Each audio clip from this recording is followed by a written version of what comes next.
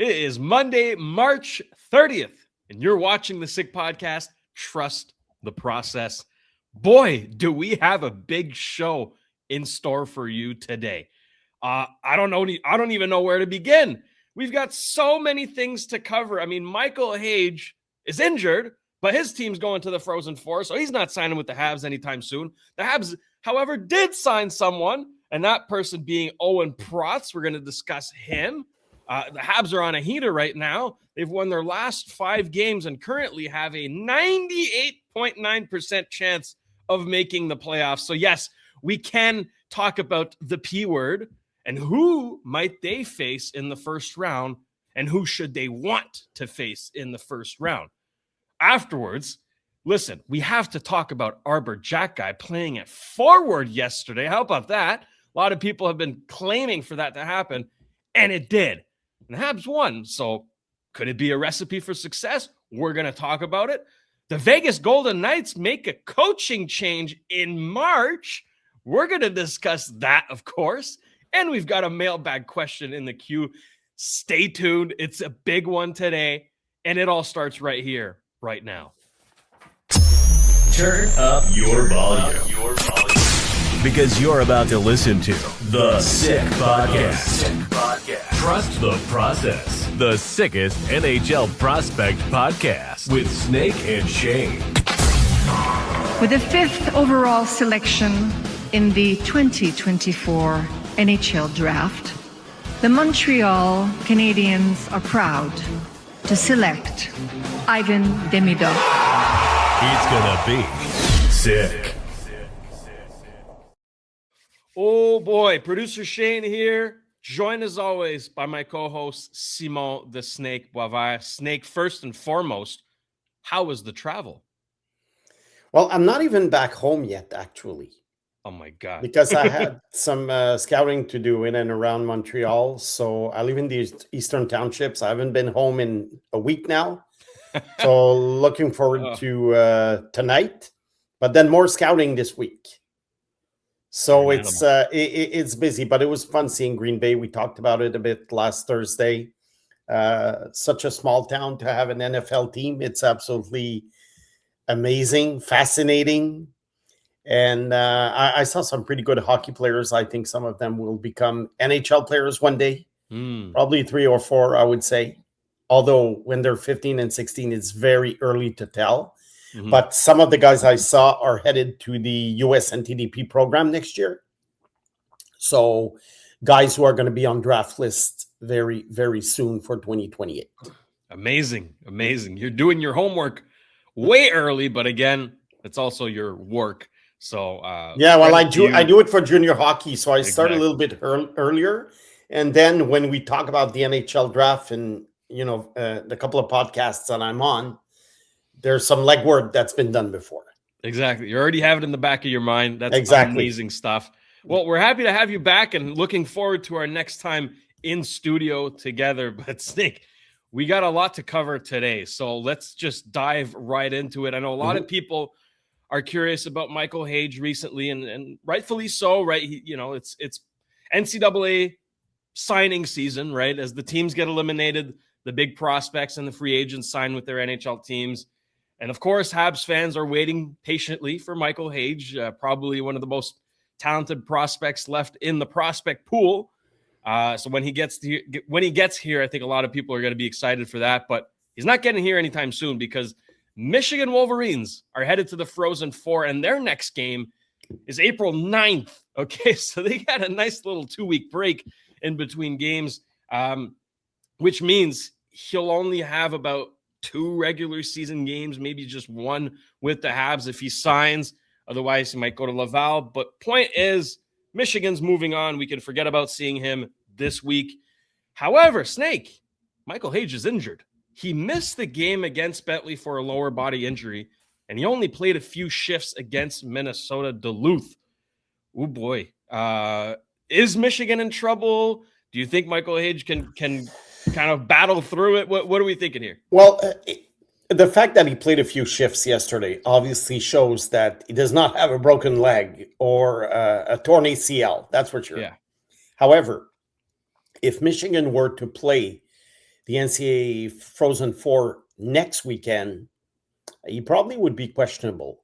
But the fact that they're only playing on April the 9th, which is in 10 or 11 days from today, I think he'll be fine. He'll be well rested. He'll have time to practice with the guys.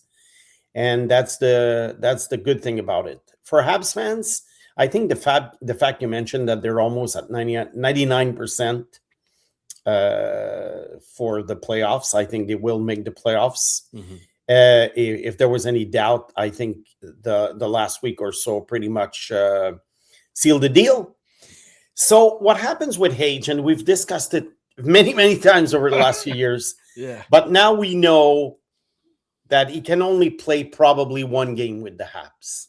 But the fact that the Habs are going to be in the playoffs, they can play him without being concerned that, let's say he has a bad game, that he wouldn't make the Habs lose the game. Doesn't really matter at that point.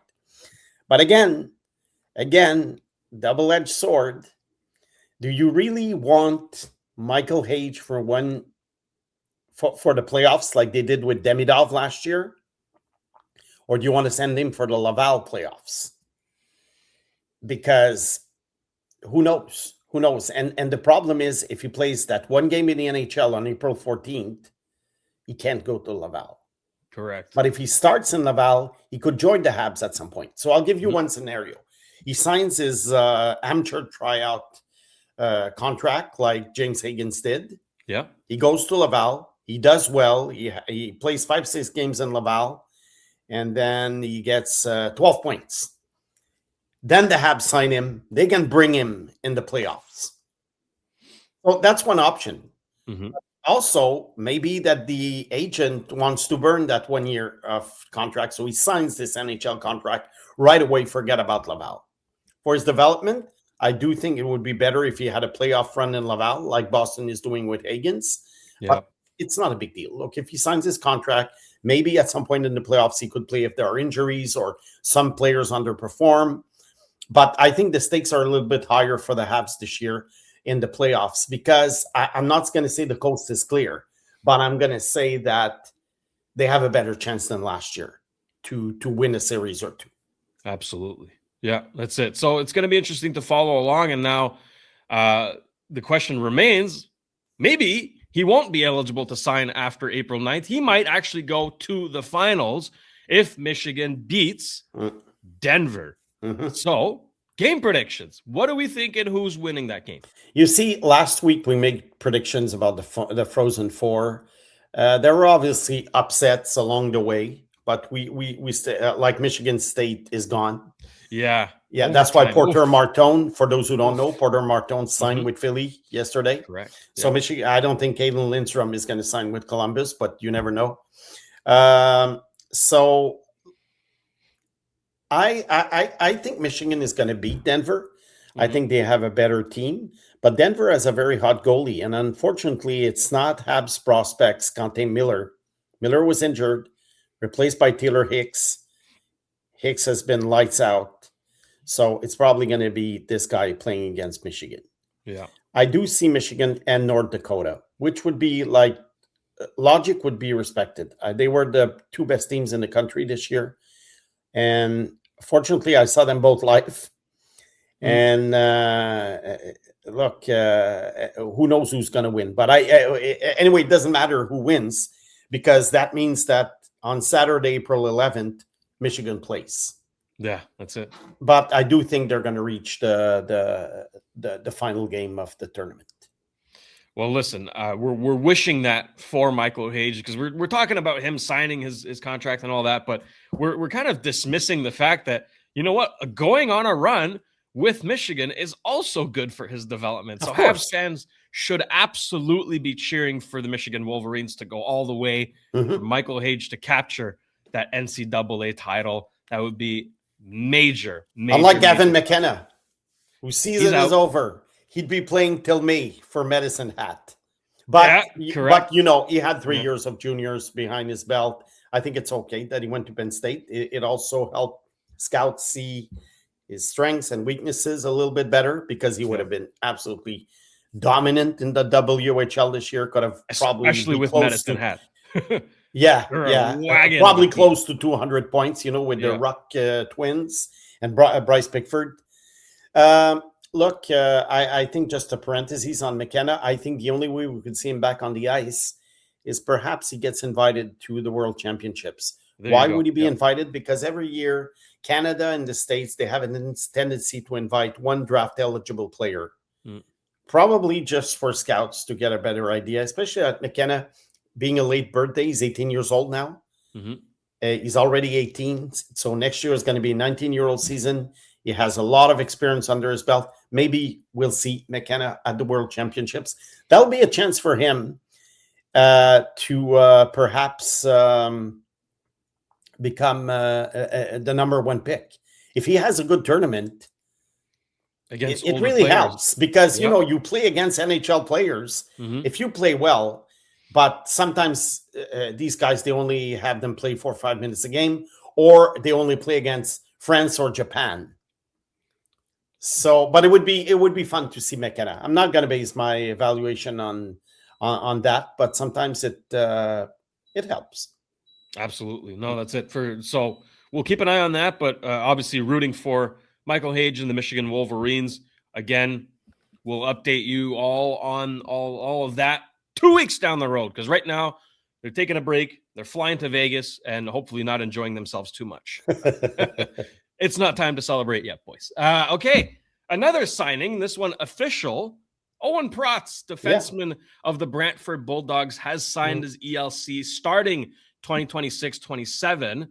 But Brantford might go on a run here in the OHL. They've got a good team. Look, we won't talk about what he could bring this season to the Rocket, but obviously he'll be playing with the Rocket next season. So what are we expecting? What can Habs fans expect out of Owen Protz? Well, look, obviously when a guy is drafted in the 4th round, I think he was number 102 overall, you usually expect that the guy is not going to make it. So any guy drafted in the 4th round who makes it is a bonus if he plays like 50, 100, 150 games in the NHL. What he can bring, what I like about the drafting this player and the signing is that I always talk about throwing darts. And you can throw darts at pure talent like LJ Mooney, very small player. Or you can throw darts at big guys who can become, X factors. The X factors, especially in the playoffs. Does Protz have the game to be an NHL top 4 defenseman? I really doubt it. Could he be a number 6, let's say, and play maybe, 60 games a year? And look, it's not impossible. I think the next 3 years in Laval, we'll know, because this is not the type of player who's going to be ready after 1 season in Laval. No. This is a long-term project. He couldn't bring toughness. The Habs need toughness, obviously. They do need toughness. And that's one dart that you throw. So if you have like 3, 4, 5 guys like that, you're hoping that one hits, and at some point you get your tough guy. And it's very hard to predict, the future of these guys, because most of them don't make it. But there is nothing really that you can tell when a guy is 18, 19 years old that will make you think, okay, this guy's going to make it, this guy's not going to make it. Most of them don't make it, but it's hard to predict those who do. So that's why you just try. It's trial and error. So it's like goalies. Yep. Get as many as you can. So that's why I say when you come to later rounds, 4, 5, 6, 7, throw darts at the type of player that you never know. The highly talented guy, maybe who's smallish, the tough guy, the goalies. What we know doesn't work in the 4th, 5th round is these guys who play on the periphery. They score 35, 40 goals in junior hockey, but they don't go to the red zone, if you know what I mean. These guys, forget it. I don't care about the stats. Did you see my point? So that's why, or the guys who play a good shift every 10 shifts, let's say.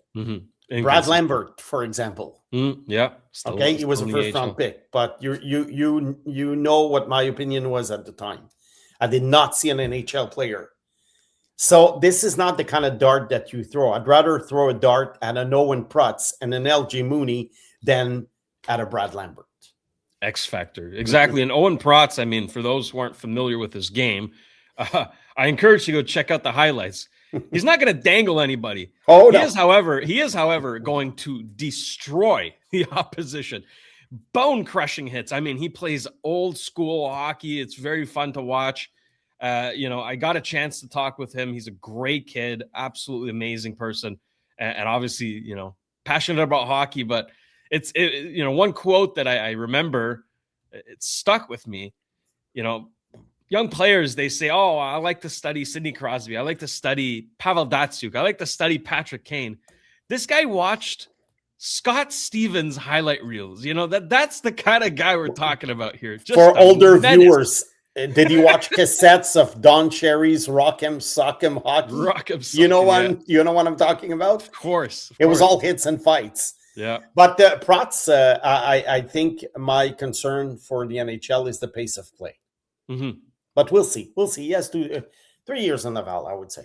Yeah. In a sheltered, like you say, third pairing defenseman. Yeah. Physical, hard on the opposition, right? He's good defensively.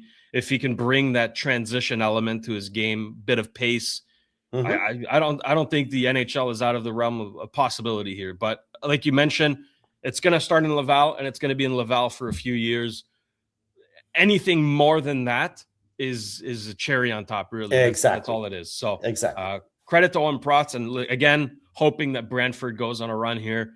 They've got a good team, and obviously Protz in the playoffs should be pretty fun to watch. I don't doubt that 1 second.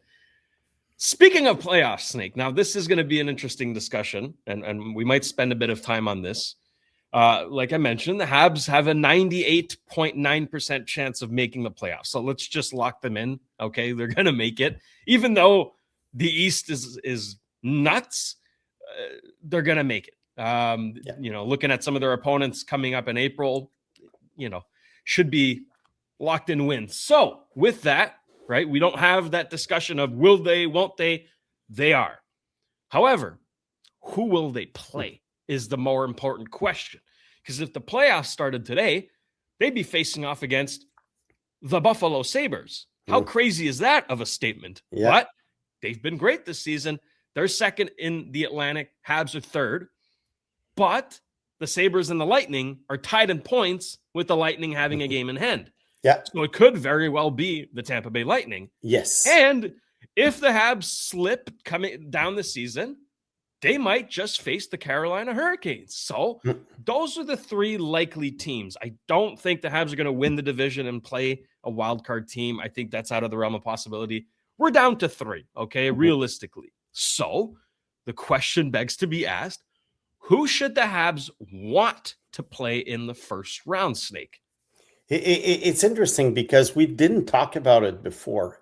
And when you suggested that topic, I singled out those 3 teams basically for the same reasons. I don't think the Habs are going to win the division. Then it's either going to be, Buffalo or Tampa. And if they're the wild card, you never know if Boston catches up to them, then they're either going to play the Atlantic Division champion or the Metro Division, whatever it's called, Metro, which obviously is going to be the Carolina Hurricanes. Now, to answer the question, I think, and it's not because of what happened last week, I just don't like the Carolina Hurricanes. You and me both, my friend. Yeah. And I it's not because the Habs beat them twice. Even if the Habs had lost both games, my opinion would be that the best matchup is Carolina. I agree. I think they are kind of soft. Yeah. And the fact that the Habs are not the toughest team in the league, that really helps if they face a softer team. And they don't have star power really. They have some good players, obviously, but they don't have superstars. Game breakers. Like Kucherov. Yeah. Aho is good, and Svechnikov. Jarvis. Jarvis. I like these guys, but I'm not crazy about the team in general. Mm-hmm. And I don't think Kotkaniemi is going to score as many goals in the playoffs as he did in 2020 or 2021, I think. It can't score if you're watching the game from the press box. Yeah. They're probably going to buy him out before he turns 26, because once he turns 26, they have to pay 2/3 of the salary. If before the age of 26, it's 1/3. So the cap hit will be minimal for the next few years for Carolina. So anyway, getting back to that team, I think the Habs have what it takes to take Carolina out. Now, are they the likely opponent? I don't think so. No. The Bruins are good, surprisingly good, but not sure they're going to catch the Habs. And then even if they do, then perhaps Tampa or Buffalo have more points than Carolina, and therefore the Habs would face Tampa or Buffalo. Well, if the Habs are wild card 1, they would face the team that has the least amount of points of the 2 winners. Yeah. So in that sense, if Carolina, I'm sorry, I mixed it up. If Carolina has more points, then they face Tampa or Buffalo. But the Habs are not going to be the second wild card team facing the best team. So look, it's going to be one of the 3, but I think the least likely opponent is Carolina. I agree. Yeah. I agree. And we didn't even talk about the goaltending. Like, do you really trust Freddie Anderson? You know, back in his prime, sure, he was a really good goalie. Yes. But again, he's not reliable, and he's made of chocolate. The guy gets hurt at nothing. And then who are you going to rely on? Brandon Bussey? Like, Brandon Bussey's having a great year. Yeah. But again, what has he done? What has he accomplished? You know what I mean? But the same can be said about Dobesh, who's having a very good year, but what has he accomplished? But I have to say that I would give the edge to the Habs in terms of goalie because of what you said about the Carolina goalies. But my point being that, we're talking about Carolina, Buffalo, Tampa. I mean, Tampa's got Vasilevsky. Yeah. Vasilevsky's kind of proven that he can win playoff series on his own. Exactly. Right? Carolina doesn't have that.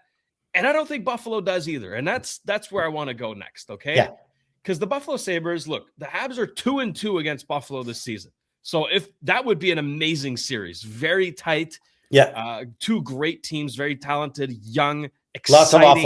Lots of offense. Yeah. That's going to be must-watch TV. Absolutely. It would be the best series, I would say, for perspective. From a visual perspective, it would be the best series. Yeah. No doubt about that. But again, the Buffalo Sabres have no playoff experience. Only a few players who played in the playoffs outside of the organization have a little bit of experience, but really that core has none. Okay. And do you really trust Ukko-Pekka Luukkonen and Alex Lyon to take you on a playoff run? Right? They've been great this season, but what have they proven? And again, like you mentioned, the same can be said about the Habs. Yeah. Right. So there's going to be question marks in net. One thing's for sure, though, I think we can agree there's going to be a lot of goals scored if that's one way or the other. Anyone who wants to make the point about he hasn't proven anything yet. One argument would be if this goalie allows a lot of goals, then we'll say he hasn't proven anything yet. If the goalie gets hot, well, he had a very good year.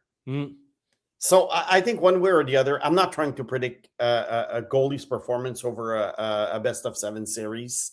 Yeah, it's impossible. It's impossible. But I think your point about Buffalo not having a lot of experience in the playoffs, I think it does hold water. I like teams. I like young teams, if you know what I mean.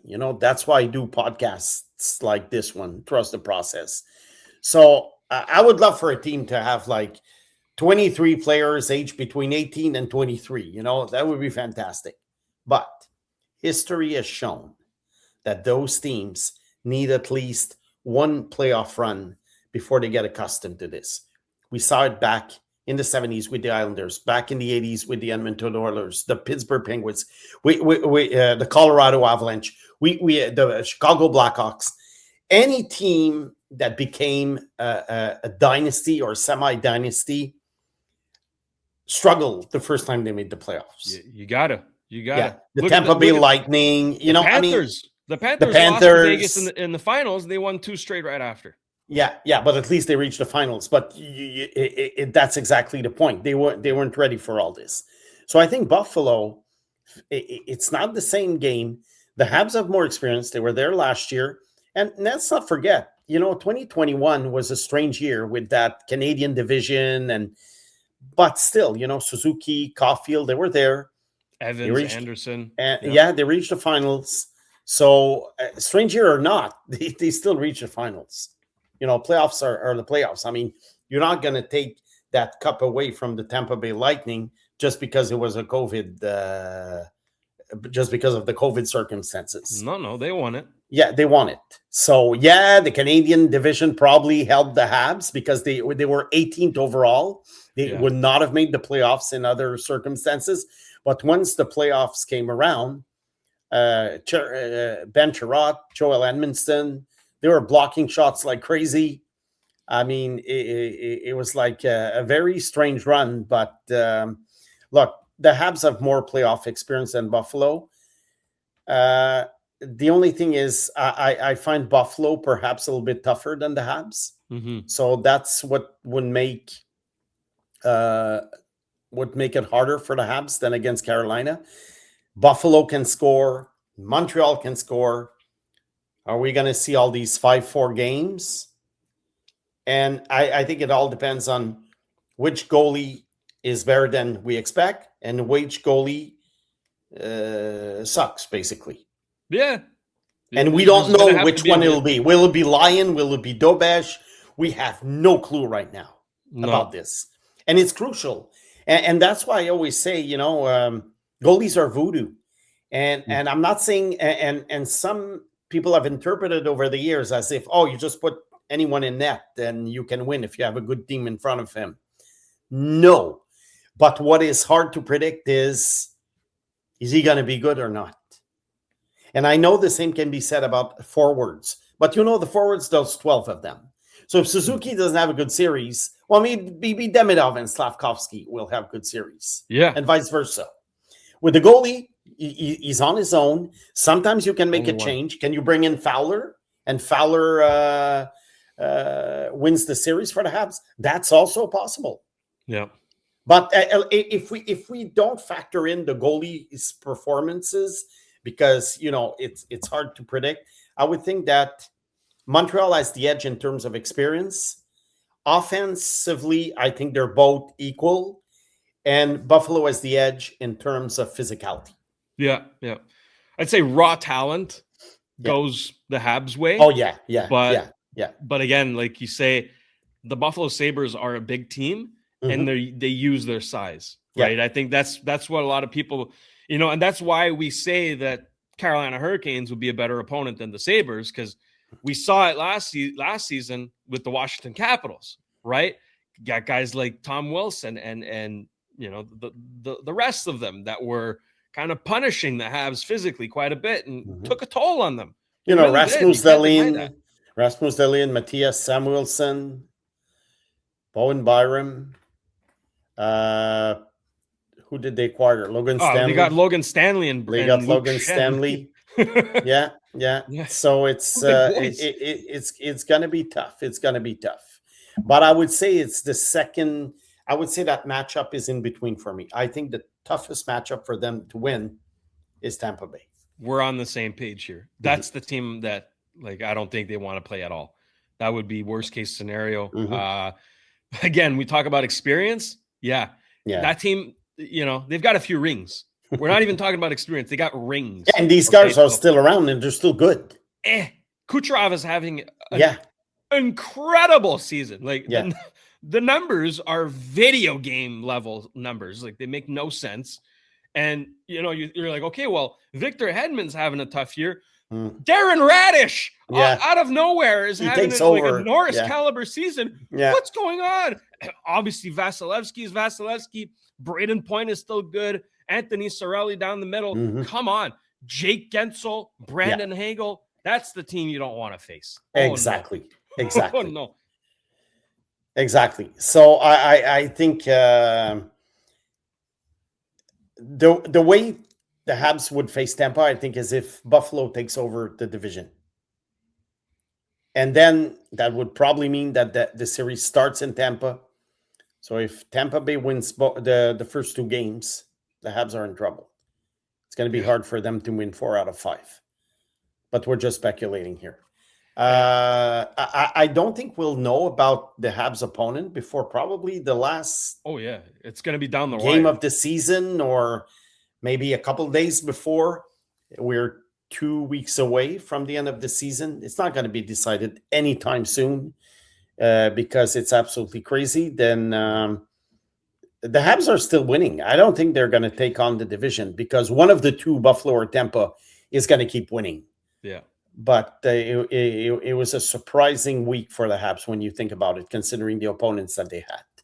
And they had to play on the road, back-to-back games. Yeah, back-to-back games. So, look, it should be fun. It's probably going to be the first time in many, many, many years that the Canadiens start round 1 and fans think that they have a chance to win a couple of series. That's it. Because in 2021, no one gave them a chance against Toronto.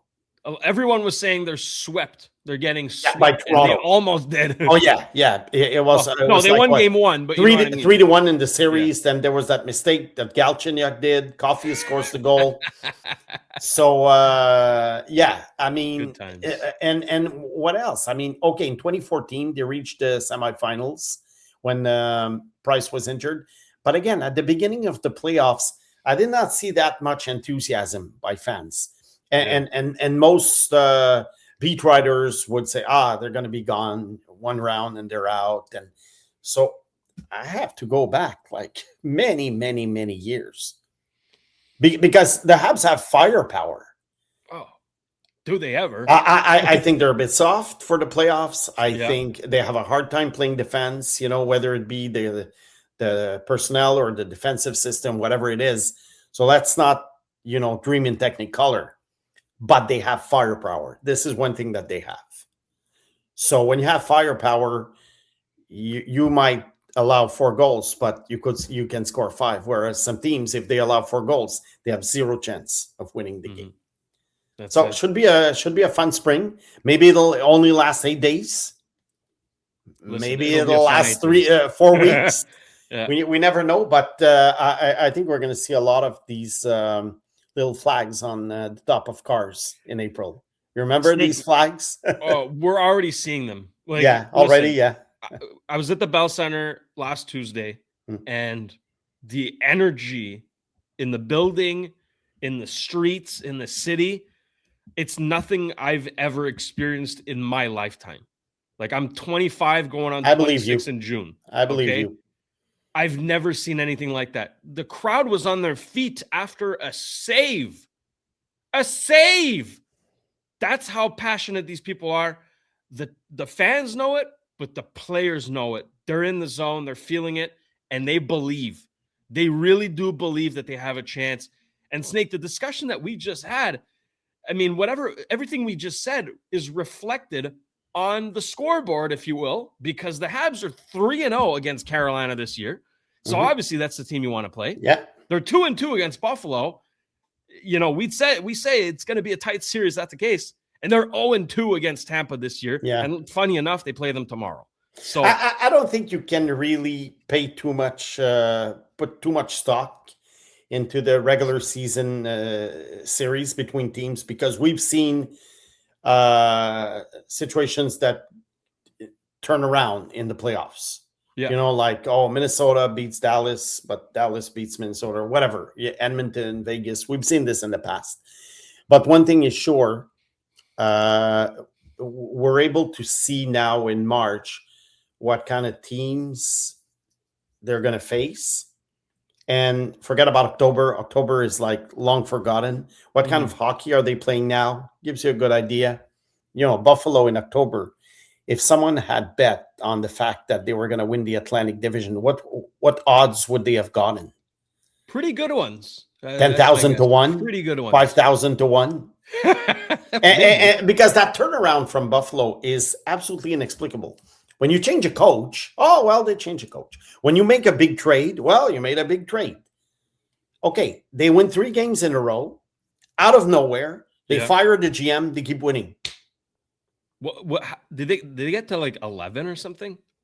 When did it stop? Yeah, I think they're 10 or 11. Yeah, my goodness. But they were on their way, and out of the blue, because they sucked, they were a laughing stock, and then they win 3 games in a row. Okay, any team, I think, at some point in the season will win 3 games in a row, whether it be the Sharks or the Hawks or all these bad teams. Calgary. They fired the GM, for basically what they figured. Okay, the guy's not doing the job, and there Turns were out a lot of. Pardon me. Turns out he was. Turns out he was. Look, it'll be good for Kevin Adams if he wants another job as a GM. I think he's probably happy with what's happening with the Sabres right now, because sometimes when you get fired, you don't wish well to your former team. A little better. But especially if you're a coach, because if you're a coach, you don't want that. Poor Dean Evison. Oh my God. Yeah, exactly. But if you're a GM, you probably do want your team to have success, your former team to have success in the short term, because it's your team. Exactly. Okay, Kekalainen made a couple of trades at the trade deadline, but really, prior to trade deadline, it was Adam's team. Look at the roster. Mm-hmm. So good for him. Good for him. I like the way they were built. At some point, I lost, most people, I lost faith in that team. I said, okay, they're never going to succeed. Yeah. But at first, I thought Adams was doing a good job, especially when he made these trades, trading talent for toughness. The Savoie for McLeod trade. Mm-hmm. Because that's all I always say. You draft talent, and then at some point you get those big guys, to fill out the holes. Peterka for Doan was a great trade. Yeah, because Doan has been great there. Yeah, Peterka obviously is a talented guy, but they had too many of these. So then they were in a position of strength with talent to deal these talented players to other teams who were willing to part with guys like Doan. And it's rare because, we always hear the Matthew Nice rumors that he's going to be traded. And, Toronto could get a haul for him. Because it's supply and demand. How many guys like Doan and perhaps Nice are on the trading block? Very few. Teams are always looking for these guys. Mm-hmm. They pay a high price in free agency to these sometimes past their prime guys. Remember many years ago, 10 years ago, the Milan Lucic contract. Okay, that was crazy. Horrible. So now you have a Josh Doan, you have a Matthew Nice, you keep him. Yeah. So I don't think the Habs could get Matthew Nice, for Kapanen, Pickford, and a first-round pick. No. Come on. No. I think that's never going to happen. Anyways, we're going to get back to the trade discussions this summer, but right now we're focused on the playoffs. And look, we've discussed the likeliest opponents and which ones would be better suited for the Habs. Yeah. We turn it over to the viewers now in the comment section. Let us know who you would want the Habs to face in the first round and why. We'd love to hear your thoughts. And Snake, I'm going to tease Monday's topic a little bit, okay? A week from now, we're going to keep this discussion going, but we're going to talk about whether or not the Habs can actually contend. Okay, it's crazy that we're even saying this right now, because last season we're like, will they make the playoffs? Oh my God, they did. They've got bounced in 5 games, but it's great. You know what? That's awesome. Could they actually contend as soon as this season? We're going to dissect it all in the very little details. Okay, we're going to get down to the numbers on this one. So stay tuned on Monday. But for now, Snake, I want to take this somewhere else. I want to go to Arber Xhekaj for a moment, okay? Because he's been out of the lineup for a few games. Jaden Struble, to his credit, has been good. But Arber Xhekaj draws back in the lineup yesterday in Carolina because Josh Anderson's under the weather. Alex Texier's injured. Yeah. And they're out of a forward. So, hey, Arber, you want to play wing? He did. And I gotta say, Snake, it wasn't half bad. No, that's true. That's true.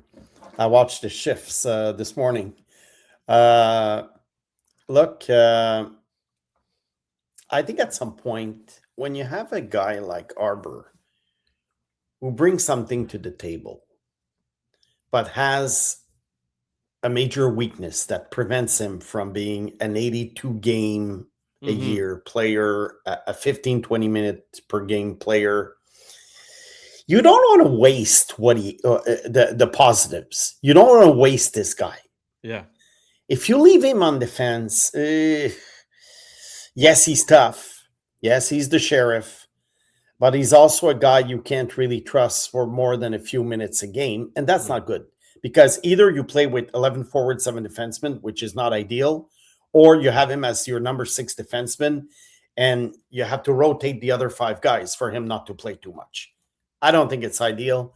And I don't think Arber can be, a 12, 13 minute per game player in the NHL night in, night out. However, his toughness, and he has some skills. Let's face it, he has some skills. And his defensive game, his defensive positioning, as a defenseman, will not be at stake if he plays forward. That's right. And also, we also expect less of fourth line forwards than third pairing defensemen, honestly. Fourth line forwards are not expected to perform as much, because the third pairing defenseman, especially when you play on the road, you can easily put your top line against them, and then you get roasted. So I think it's a good idea. We'll see what happens, but I wouldn't be surprised if next year he were a fourth liner with the Habs. Wow. I wouldn't be surprised. That would be good. And maybe 2 years down the road, his brother joins him, and maybe they put Bryce Pickford with them. Imagine look, that. I'm half kidding. You're not talking out of your ass. It makes sense. Well, I'm half kidding. Wow. It's because Bryce Pickford, as much as I liked him last year before the draft, and as much as he's performed with absolutely incredible numbers this year, his numbers are better than he actually is. Okay, he scores more goals than any of these star defensemen in the NHL when they were junior players. That doesn't make sense, because it's not like he has he does have a great wrist shot, but it's not like he's a great playmaker. It's not like he creates a lot of scoring chances. He just scores. And defensively, he has a lot to learn, and he would probably need 2 years on Laval, even putting up good numbers on offense. And also with the Habs, let's not forget, he can't be a power play one option. No. So either he becomes second. Either not even second. So even if he comes straight bait, if he becomes straight bait, fine. But if you want to keep him and try and maximize what he brings to the table, perhaps it could be as a forward. And if he becomes a bottom 6 forward who scores 15 goals a year, that's pretty good. That's really good. Yeah. So look, we're speculating here. Yeah.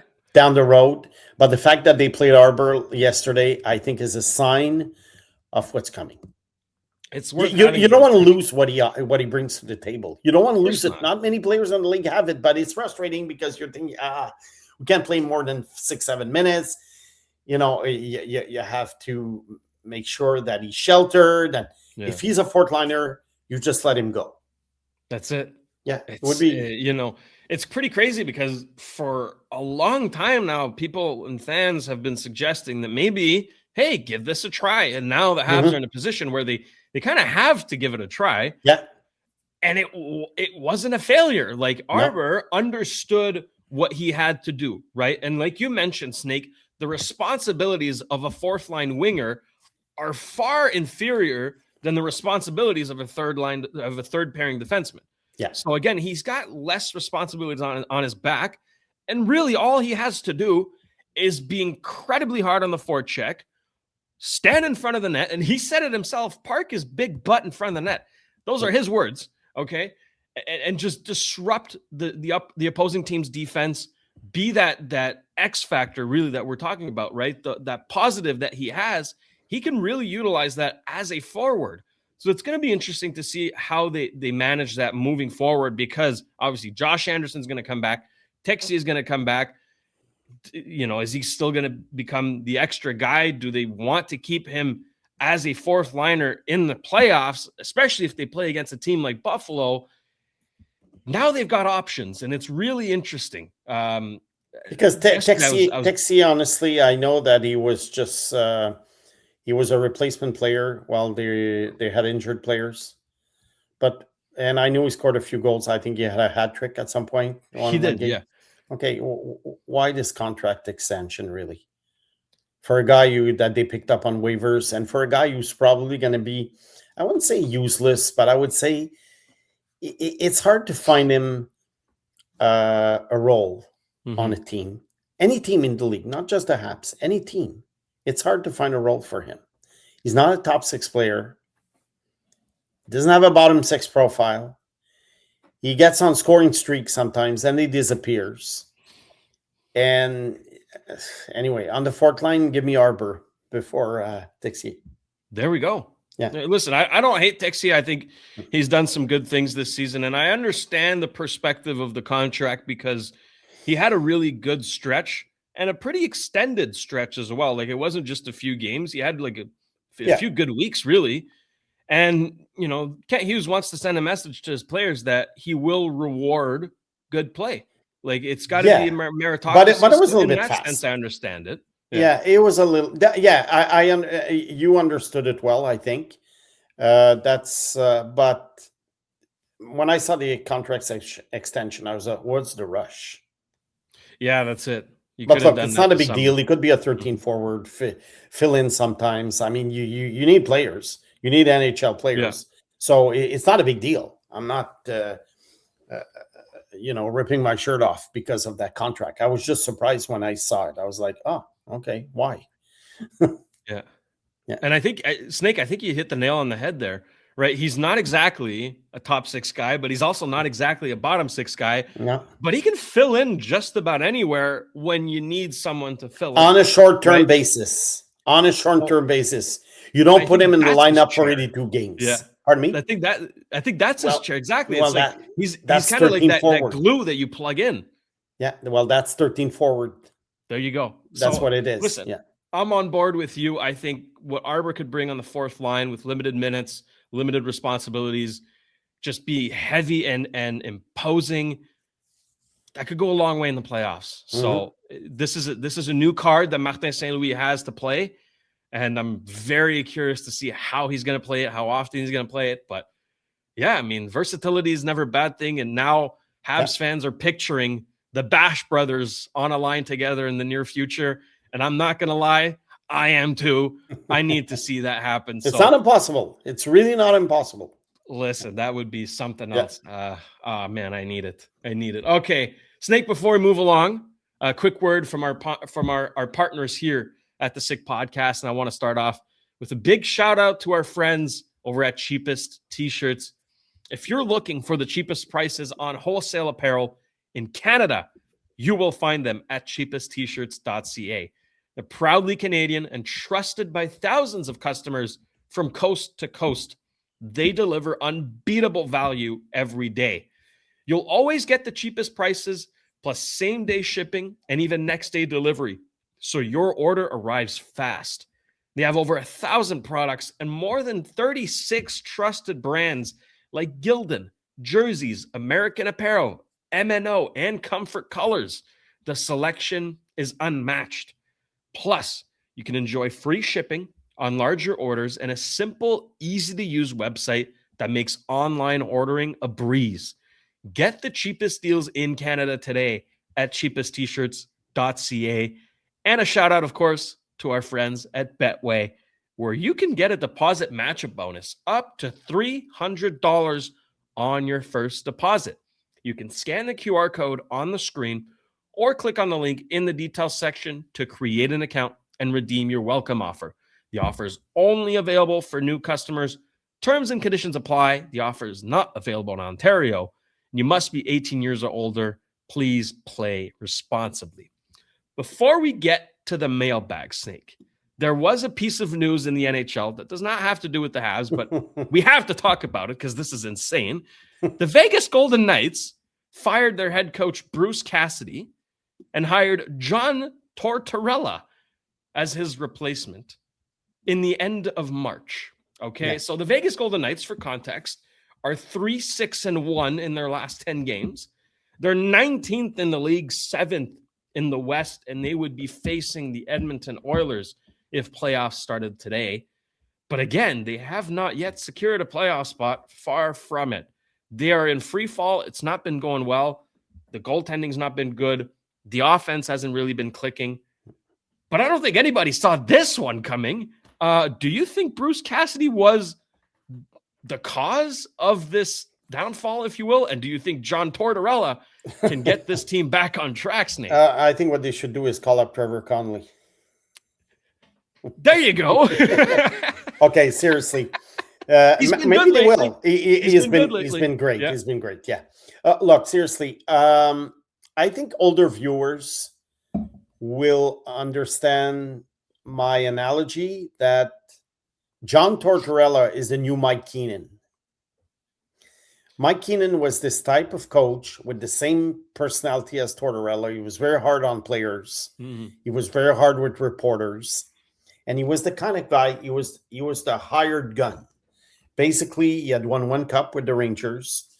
And at some point, he became the type of coach that you would bring in if the players needed a kick in the butt. If you thought that you had a talented roster that was underachieving. And Tortorella, I think that's what he's become over the last few times that he was hired.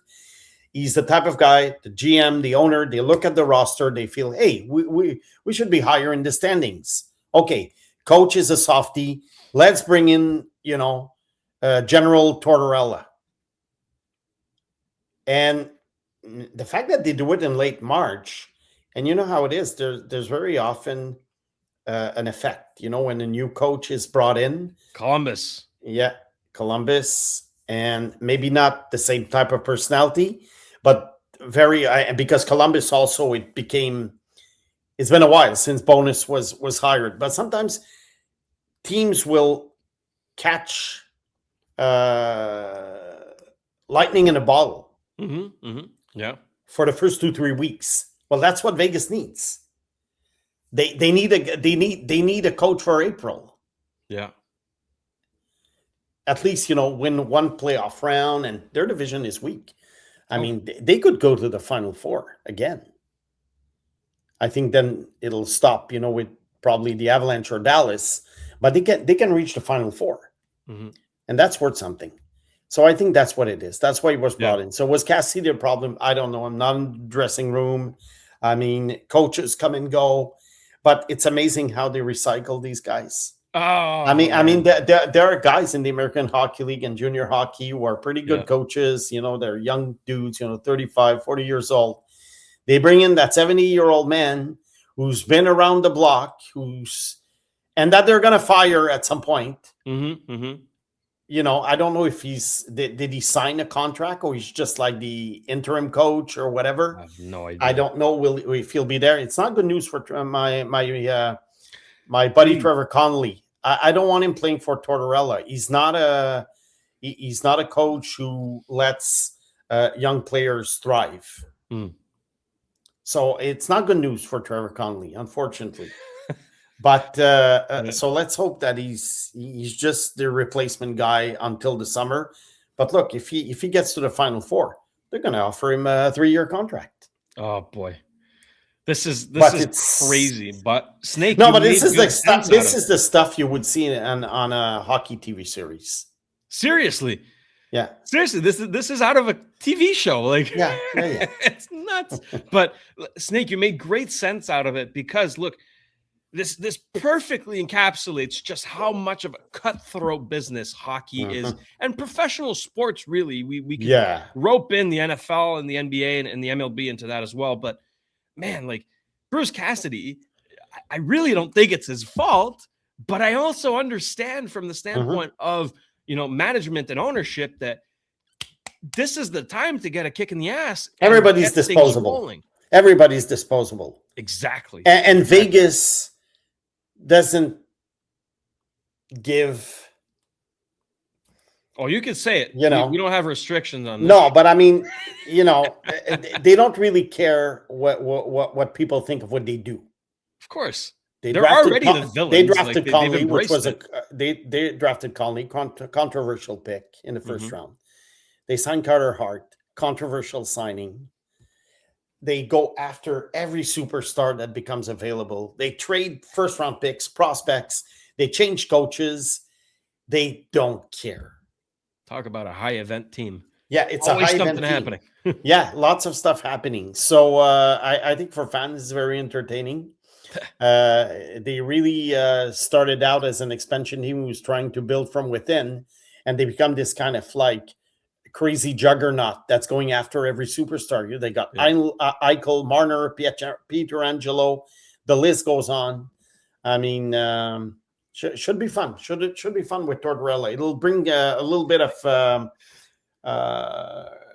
It'll make the playoffs spicy in the Western Division, which is very weak. And I like these rebuilding teams, but I like Anaheim and San Jose, but really, and Oilers with McDavid, but they are, let's face it, they are very, very, it's a very weak division. The Pacific Division is, Snake, historically one of the worst divisions of all time. Yeah. Like, it's crazy. They're so bad. So that's why the Vegas Golden Knights are second in the Pacific. They're 19th in the league, and they probably wouldn't make the playoffs in the East. They wouldn't even be close. Snake, they wouldn't be close. Anyways, it's crazy, but hey, that's hockey for you. So look, you're talking about cutthroat business, Shane.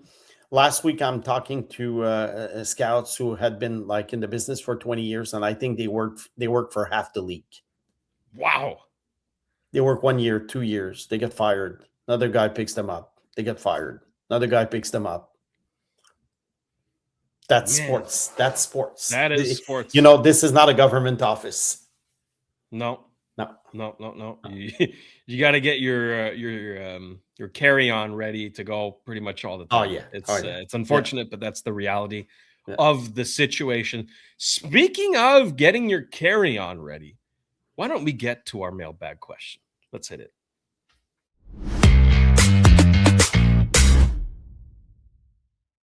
Oh, this is a spicy one. We have one mailbag question, and I love this one.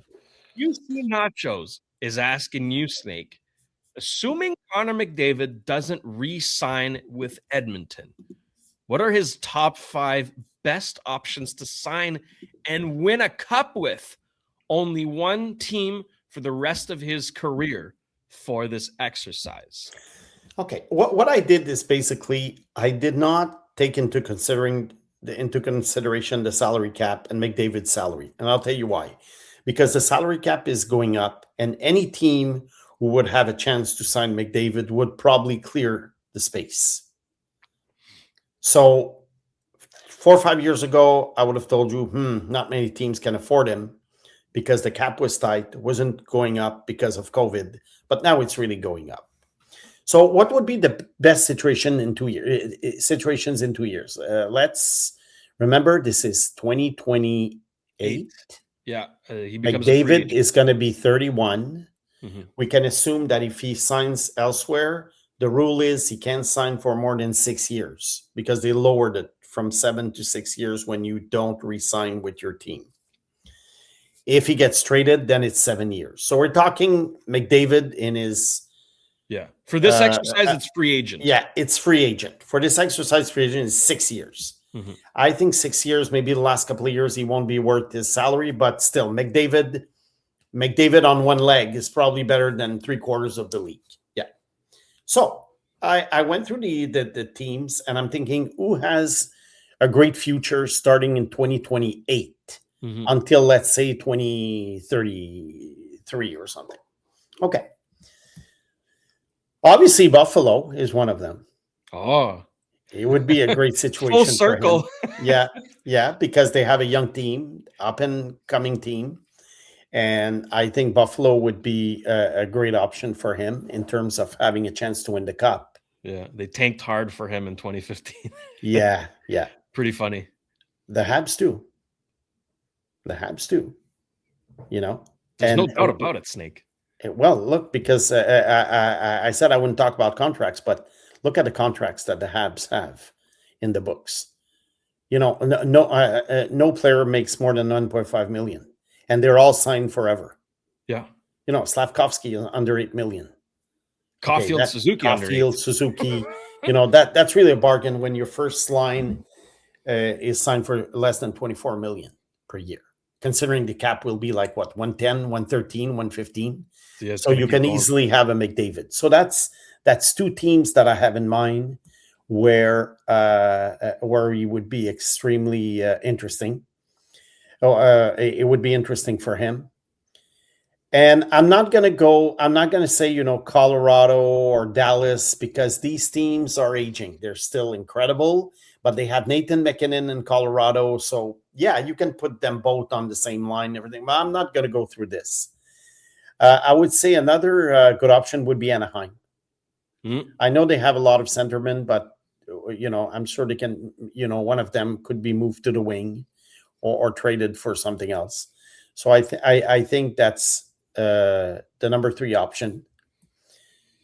Surprisingly, the Boston Bruins. Wow. Why? Because they still have Pasternak for a few years. It could be his winger. And they have good prospects coming up. Yeah, they work hard. Mm-hmm. They work hard. I think, the Hagens, Letourneau, I think it would be a good situation for him. And you also consider the needs. I think Boston doesn't need hard workers. They need star power. And centers. Mm-hmm. But I think he would. Look, Boston is a good team.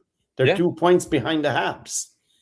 And with a roster that is overachieving, I would say, but I don't think they're really overachieving in the sense that as a whole, they're not overachieving. I think individually, when you look at the players, you look at the roster on paper, you're thinking, what is this?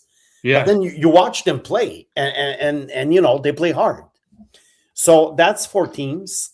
And there's obviously probably going to be more than 5 because I think there's a lot of teams that could use a McDavid. And but I'm not going to say San Jose because, they have Celebrini, Michael Misa, and I know McDavid, would help any team, but I can't name them all. So I have to go with teams where he would fit very well with the group that they have. And I would say the 15 would be Minnesota. Oh, yeah. They have Kaprizov on the wing. They have Quinn Hughes, Brock Faber, Matthew Boldy, but they're weak at center. And I think that's going to be their Achilles heel. Eric Senek is good, but he's not number 1 center. And he's a perfect number 2. Yeah, they traded Marco Rossi. Look, it's so to me, Boston, Buffalo, Montreal, Minnesota, and Anaheim. Would you have Chicago in there as well? McDavid down the middle, Bedard on the wing. I think they're not ready yet. They're not considering 2028. Look, probably in a second tier, but I think they're not ready yet. They don't have enough good forwards. Yeah. Because we're talking about if you want to have McDavid still being very good, you have to have a good team in 2028. That's it. You're not getting McDavid for 2034. You're getting McDavid for 2028 with a chance to win the cup right away. And that's why I named these teams. Yeah. Boston maybe being a little bit behind the other ones, but Buffalo, Montreal, Anaheim, and Minnesota, I think, are closer to the cup. Another team I could name maybe is Utah. Utah is a good team, good young team. Absolutely, they do. They're going to make the playoffs, and Utah could be another option. But no, Chicago is too far behind in their rebuild, and forget about Vancouver and Calgary, and they're just starting to rebuild now. Older teams like Florida, forget it. Toronto, forget it. I know he's from Toronto, but they're going nowhere. They're going nowhere. Ottawa perhaps, but like I say, more like second tier. Mm-hmm. That's it. Snake, we could listen. This is a great question and a great topic, and we've discussed it, here and there on the show. But a quick follow up on that, for the exercise, the hypothetical was that McDavid would make it to free agency in 2028. If the Edmonton Oilers don't win a cup by the summer of 2027, do you even think he makes it to free agency, or is there a trade here? There's going to be a trade. Yeah, we agree. There's going to be a trade because this is basically what happened. And this is a little known fact because free agency at the time was not what it is today. Wayne Gretzky, when he was traded in 1988, was 1 year away from free agency. Mm-hmm. He was gone. So I understand that the owner wanted money for him. There were unusual circumstances. You can't trade players for money anymore. It's a very different NHL. I mean, it's night and day with 1988. But one thing remains is that Gretzky was gone. Mm-hmm. So if McDavid is as good as gone, they better get something in return. And I think as a rental player, even if he doesn't sign an extension, as a rental player in the summer of 2027, they can get a haul for him. So this is an interesting situation. And again, we'll wrap this up quickly, but it's not your typical trade because Connor McDavid is going to have a say in where he goes. He has a no-trade clause. He's going to have a say in where he goes. Yeah. And at the same time, the Edmonton Oilers are not going to get proper value for McDavid, not even close, because McDavid's not going to want to go to a team that just got depleted of assets. And now all of a sudden, it's just one step forward, one step back. Yeah. You're at the same spot. So this is going to be a very unconventional trade. If it depends on the assets that you give up. If you give up future first-round picks and 18-year-old prospects, it's okay. Then that's fine. But if you give up two 23-year-old established players for him, forget it. So it has to be a pick and prospect type of trade for McDavid to agree with this. Unless McDavid agrees to a trade, goes anywhere for 1 year to accommodate the Oilers, and then he reaches free agency. My God, that would be or a third scenario. A third scenario. The whole thing is negotiated and it's sign and trade. Basically a sign and trade. Yeah. I think that's the likeliest outcome. Crazy that we're even having this discussion, but it is an actual possibility here. Snake, the final question I have for you on the matter. If he makes it to a trade, okay, which team do you think has the package that would entice the Oilers the most? Well, I think lots of teams do. But like you say, McDavid is not going to go to a team that gets depleted. So it has to be a team that has good young assets, but assets that are not necessarily NHL ready or ready to contribute in an impactful way. And a good amount of picks. That's it. So obviously, if you take Anaheim, for example, just take one example. Okay, what are you going to do? Trade Leo Carlson and Beckett Seneca? No, that's ridiculous. But could the Habs trade, Hage and Zarovsky? Probably would make more sense because these players are not contributing to the Habs right now. But the Habs cannot trade a Suzuki, a Caulfield, Hudson because then, like you say, you get depleted. No, exactly. So it has to be a team that has lots of young assets that are not NHL ready or ready to contribute in an impactful way. In that sense, there are not that many teams.